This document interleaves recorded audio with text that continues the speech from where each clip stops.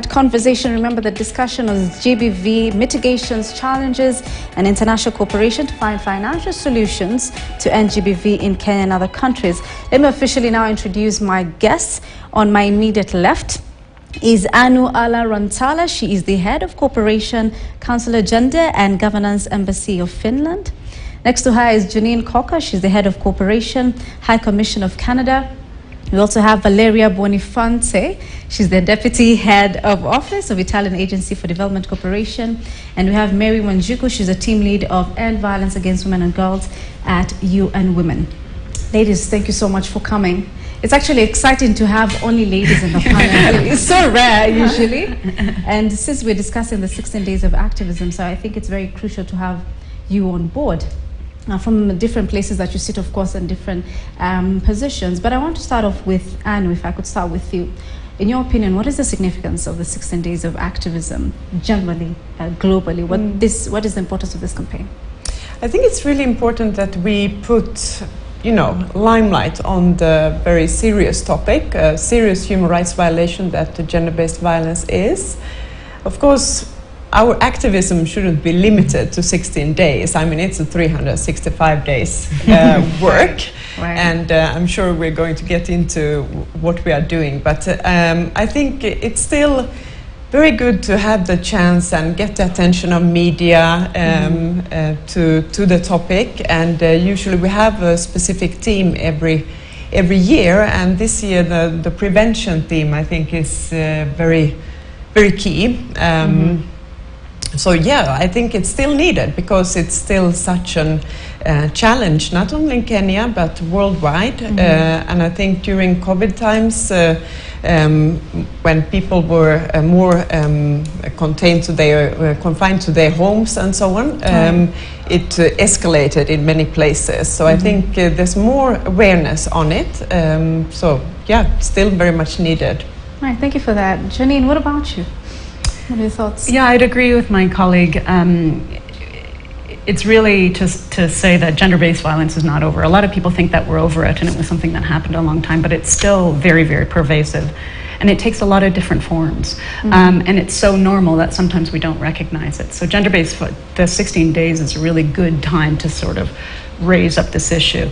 And really, gender-based violence is just an outcome of just constant inequalities that still exist. And we're all of our countries are not immune to it. As Anu has said, even in Canada, we have a day of remembrance and action against violence against women on Wednesday, because we had an incident 30 years ago in which a man came in and shot 14 women just because they're women. And so that still very much resonates, and still, 40% of Canadian women have experienced intimate partner violence. So it's something to really raise this issue about globally. Right. Valeria, tell us about your thoughts on this particular campaign. I totally agree with what the colleagues have said, and on top of that I would like to add that it's not only a matter of raising awareness, which is still very much needed, because again, no country could call himself immune from gender-based violence, sadly. But I will highlight the other aspects, the activation. The activism is an activist campaign, because what we like to do, what we need to do, and what we have tried this year, and I hope we will have the chance to dig deeper on this, is to trigger a change. Of course, we have to provoke discussion, to spread knowledge, to shed a light on those issues. But the ultimate goal is to trigger a change in social and individual behavior in order to prevent and eradicate gender-based violence across the world. Right, we'll get deeper into that. Mary, coming to you now, you're the team lead when it comes to ending violence against women and girls, UN Women, specifically here in Kenya. Tell us more about the activism here in the country. For us, we take it very seriously. It's a time we wait for the whole year. We keep saying that, come November, 16 days are coming. And sometimes some of those days are more than 16, given the depth and the need to. But we've watched the sad clips. And that is part of the reason why we continue to really mark them. we've seen survivors of gender-based violence that we need to stand by. We need to assure that you are not alone, and that there's quite effort that remains to be done, and that you remain a focus for you to be strengthened, and also for the work that they do to just be able to recognize. We've also seen the other clip that really highlights about a triple threat, that young girls, that part of a 12-year-old being married thrice, really, you know, like it's really sad. And so it reminds us that it's not over yet. In fact, the more we say it, the more I think we keep recognizing that it really is there, it's existing. We've seen that the vulnerabilities that many people have, and the need to just bring everyone together. So to us, the campaign means that really activate the many different prongs that need to be activated to create enough awareness. We are grateful that KTN finds it necessary to host us, to give us one more voice, because if you don't, then we also can't. So we are able to reach a little bit more people, different targets and sectors, for everyone to be able to see their role in ending violence against women and girls. Right. Of course, it's a very important conversation to have in all the spaces, you know. And I just want to start with you now, specifically focusing on your country in Finland. How is your country's diplomatic mission in Kenya engaging in the gender-based violence space? Yeah, thank you. I think Finland has been for quite some time active in supporting women's rights and gender equality in Kenya. It's one of our foreign and development policy priorities. So it's not only in Kenya, but here it's been very much focused on, well, fighting the gender-based violence, but also working on women, peace and security, and also women in leadership. And I think all these topics, you know, you can't separate them from each other. Specifically on gender-based violence, we work with different partners, such as UN Women, who are present here today, but also directly with the government, with State Department for Gender, who has a coordinating role in terms of the response and prevention to GBV. Of course, it cuts across so many sectors, if you think about it. Police, health, education, social officers play a role in both the prevention and the response. And then we work at the county level. Bungoma, that featured in the first story here, is one of them, but also in Samburu and Kilifi.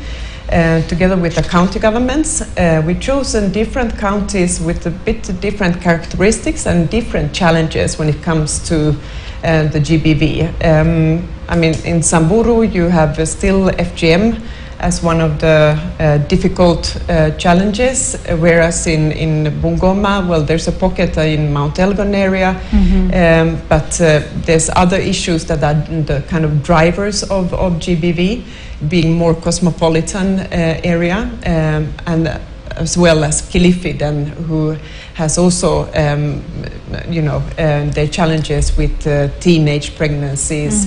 Tourism is bringing in another aspect to the abuse of girls and women. And not only working with the county governments, of course, the legal duty bearers, they are key. And we are here, I mean, as foreigners, as foreign partners to Kenya, we cannot come and solve the issue, but we can partner and we can kind of inject something to the work that is the responsibility of the legal duty bearers. But of course, there's also moral duty bearers in society. And we work through civil society partners, such as Kenya Red Cross, to activate cultural leaders. Many of these harmful practices, they are driven by culture. They're very local. They're different in all the counties. And you need to engage with the cultural custodians.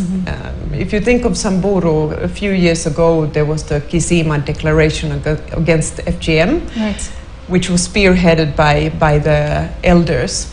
I'm so happy that we are still supporting them now, and now they're actually doing well without any support, because they're doing it voluntarily, going school to school in Samburu to, you know, make that Kisima declaration known, that what it is about, because the declaration at itself didn't end FGM.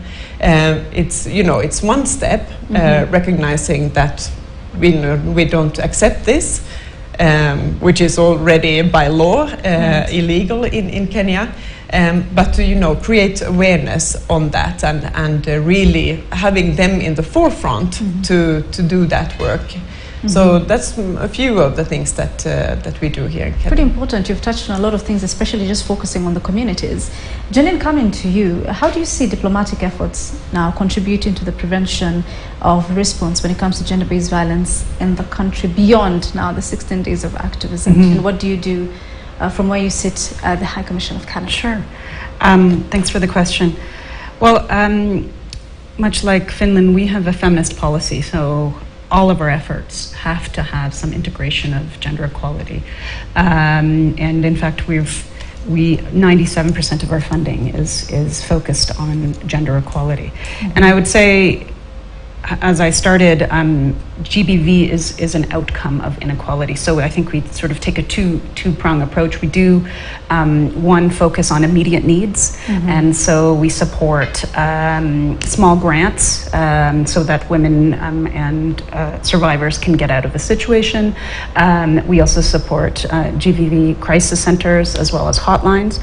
But then on the second sort of changing inequalities, I think is something that is mainstreamed and integrated all through our work. So we make sure that we do a proper analysis, so we understand what's going on in a community between men and women. What are the inequalities that could cause gender-based violence? How do these happen? So that our interventions are actually focused on that. And a lot of that time, it means engaging men and boys and looking at the kinds of behavior that they engage in and what they've been taught, so that they don't become perpetrators of violence. And then I would say another thing that we do is really support women's rights organizations. We saw from the video earlier that these are the ones that are leading the end to violence against women. We're partners, and we want to make sure that we get the funding and the activism and the support down to those who are making change, and those are often the women's rights organizations. Right, fantastic. Valeria, coming to you now, is there any specific initiatives maybe that you could tell us about, or events that has been organized by your embassy specifically to address gender-based violence? Yes, thank you very much for this question. I'm very proud to share with you the campaign with which we came out this year, along with the Italian Agency for Development Cooperation Nairobi office, the Italian Embassy, and the Italian Institute of Culture. It was a joint effort. And of course, we every year we try to organize at capital level and local level some event. But this event, I'm particularly proud to this year. I'm particularly proud to share with you the Activate Nairobi campaign, which is still on. So please maybe check it out on our social networks and join us for the upcoming events. And as I was saying before, we have tried to tackle the issues from both perspectives, sparkling the dialogue, the discussion, and triggering the real change in life. So we have designed this campaign, which encompasses several different events, each one addressing a different segment of Kenyan society. And we have tried to reach out to each particular audience with a tailored medium and message. For example, we kicked off the campaign with a high-level panel at Nairobi University, attended by young leaders. We had Charlene Ruto and Elizabeth Watiti. I hope the name is correct, which is a young influencer, and an Italian researcher, Francesca Di Matteo, who is investigating the relationship between gender and environment in rural, remote and isolated areas, and professor from the economic department of the Nairobi University. So the first panel was a high-level meeting, a formal meeting, addressing the issues of the interplay between gender and environment. Then we had for example, a community forum with a local organization, because we've tried to engage community-based grassroots organization to properly reach the audience. So we had this community discussion involving a network of survivors of GBV with Physicians for Human Rights in Korogocho. We orchestrated a social justice theater performance for students of the primary school in Korogocho, and we had some movie screen. Last weekend we screened an Italian film which is getting very famous now in Italy, and at the box office it overcame Barbie, and is by proud. Is the directress is a woman, and she plays also the main character, and the movie is about gender-based violence in Italy back after the World War II. So it's quite poignant and compelling, and we organized even stand-up comedy shows. We had one last weekend in Nakuru, and we're going to repeat it in Nairobi in the next weekend. And of course, for example, with the stand-up comedy, we tackle the issues in the light of irony, sarcasm, but trying to debunk the stereotypes on gender roles or abuses in the digital space. So very I think, and I hope, actual themes which resonate with the different audience. And of course we joined some events organized by our partners.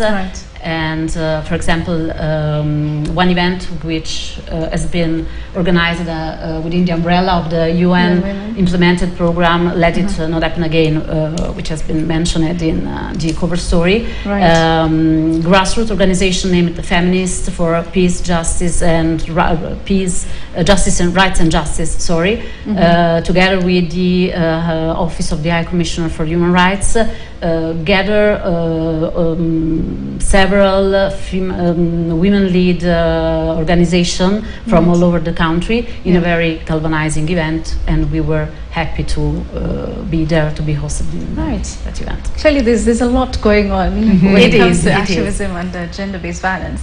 Mary, coming to you now, I mean, let's talk about the cultural norms and the societal norms that are here, especially in Africa and even here in Kenya. When it comes to gender-based violence, usually even when there's a survivor, there's a situation of stigmatization. What's the status like right now? We can't say we are where we were before. There are several efforts that have been made, and you've had all of them, and many more that are going on, and a lot of engagement. But our social norms remains very gender discriminative. They remain putting women down, and that's why we will see a story and just think it's the same old thing. And I know many people will always say that when dog bites man, then it appears okay, but when man bites dog, so you find that we are in that situation where we have violations happening, day by day reportings, but we seem to find like it's excusable, or there's something, and you'll find even the women have been maybe made to believe like they have to find fault in what they did. And you'll talk to many survivors and they say, well, I actually understand, later I understood him, like it was excusable. And when we do that, then we strengthen those social norms.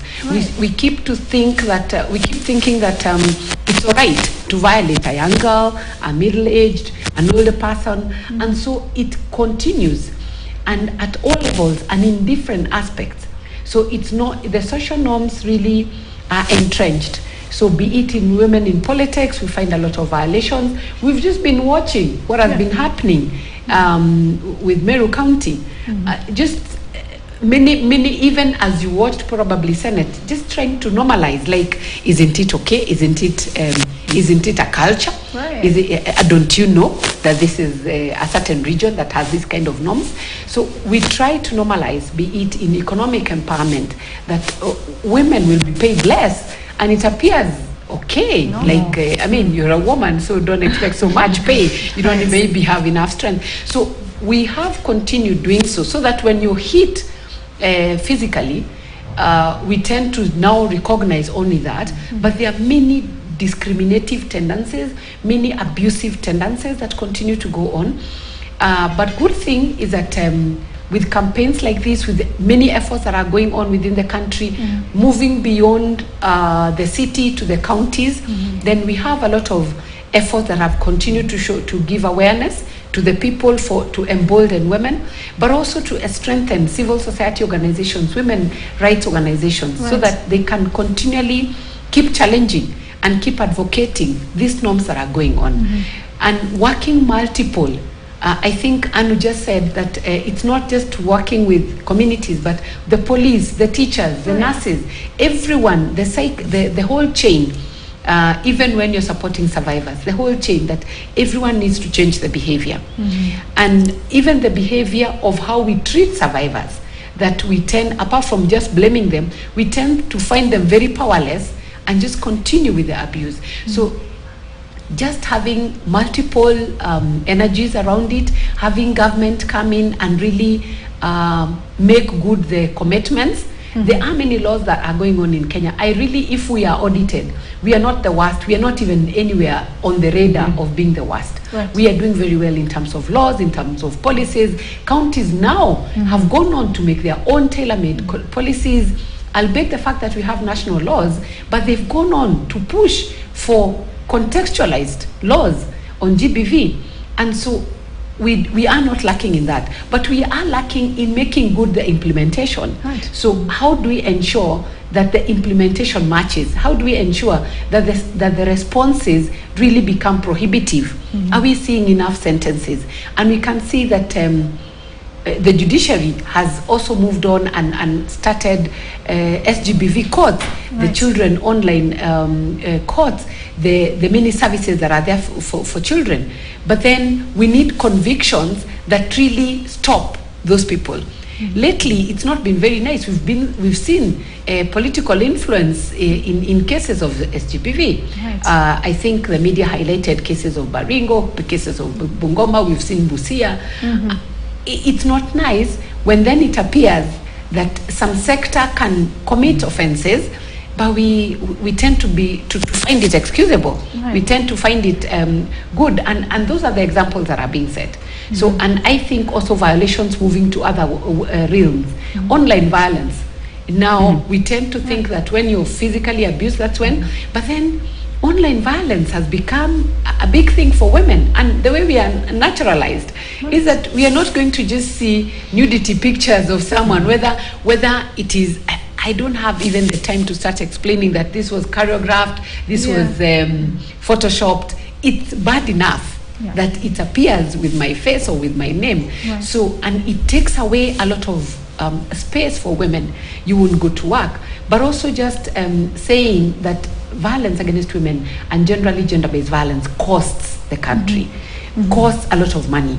And so it is important that the government finds it as an economic issue to really be selfish around, to really navigate. If today there's a woman who unfortunately was violated, she is in a hospital that ought to be treating other diseases like other unpreventable diseases. But when we'll have them going, a child not going to school, someone not going to work, then it really costs. Right. Wow, you've talked about a lot, covered a lot, and a lot of truths in it actually. But I just want to talk about now steps. For instance, coming back to you, Anu, what steps does embassies take to ensure that even their diplomatic staff are informed and sensitized when it comes to issues to do with gender-based violence? A very good question, because I mean we have to walk the talk. We have to set an example. And so the Ministry for Foreign Affairs, where the embassy then falls under, we have of course our own gender and non-discrimination policy, and we have a working group that monitors the implementation of that. Well, it's actually not a policy, it's an action plan more, so looking at being more action oriented. so there's a lot of sensitizing on staff on that. But also we have, a couple of years ago, I think it was a scandal if we talk about development cooperation or humanitarian assistance, where, you know, there's power relations between the donors and the recipients, if you like. There was a couple of years ago a case where that revealed, I think it was Oxfam, and where this person worked for and was, you know, abusing his position as working for an aid organization.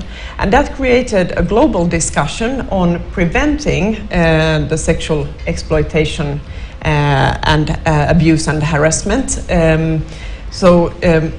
It triggered many actions internationally, but for Finland, for example, that made that we have in all agreements on development projects, we have a clause on this, that you have to take, you know, make risk assessments, you have to take kind of preventive measures, but also have to have response mechanisms in case of, you know, a development worker, for example, would abuse his or her position in this way. And I think it's very welcome. I think we've had that globally. We've seen that in, for example, in peacekeeping missions. We've had such cases, and that will really make a lot of harm. So if those who are there to, you know, bring about development in communities are actually the perpetrators, then we are in a very difficult situation. It's a credibility issue, and of course it's you know, every case is one too many. So we've taken measures on that, and I'm sure that it goes for my colleagues as well. Right, fantastic, because I want to still ask the same. I'd really want to know from different countries what the steps they're taking. So coming to you now, Janine. Yeah, I think, you know, declaring yourself as a feminist government, you do have to walk the talk. So it forced us to really look at what we were doing and our blind spots. And of course, one of them was sexual exploitation in our programs, but also in our own community. What can we do? So we have a gender champion. We have a number of different policies. We have redress mechanisms for complaints about sexual harassment or discrimination, an ombudsperson, for example. And also the 16 days is also for our staff as well to raise awareness, and it's integrated in through all of our different programming, not just international cooperation, for example. I would say more broadly, our programs all undertake an analysis to better understand where this can come out and understand where there's different gender dynamics that affect, and then we make sure that's programmed in. And the big thing about that is we make sure that money is dedicated to those programs, because everybody talks a good policy. We were talking about big policies, but when it becomes implementation, so we really take a close look at budgets. Is there actually money dedicated to these issues? Because if there's not, we know that nothing's going to happen and it's going to be lip service. So we have a real infrastructure around that to do analysis, a gender equality specialist to make sure that there's analysis around that and making sure that the money really is getting there and that it is making change. All right, thanks for that.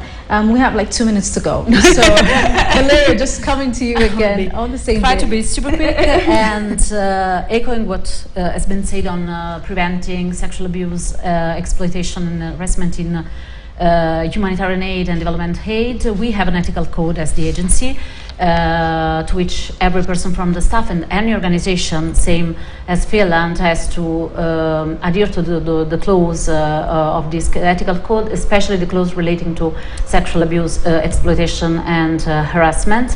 And we were in the working group at OECD level, which released the latest recommendation on this topic right after the unfortunate case that Anne was mentioning.